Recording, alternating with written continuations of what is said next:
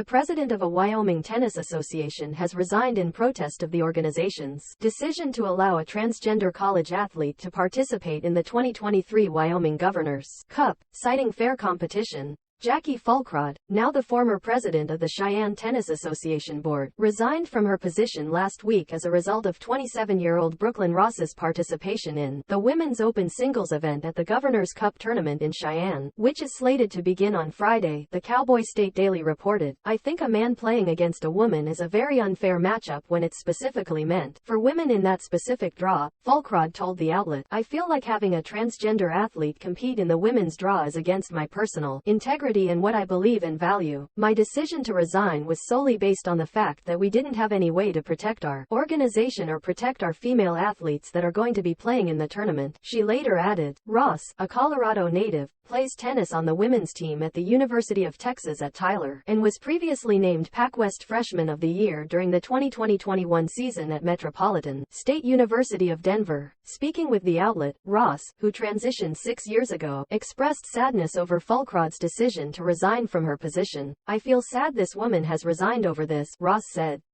I feel like there's no reason to. Peg Connor, executive director and district league coordinator for the United States Tennis Association's Wyoming chapter, provided Fox News Digital with the USTA's statement on transgender athletes when reached for comment. Tennis thrives when the sport embraces inclusion. For that reason, tennis is open to all regardless of one's age, ethnicity, race, religious background, sexual orientation or gender identity, the statement read.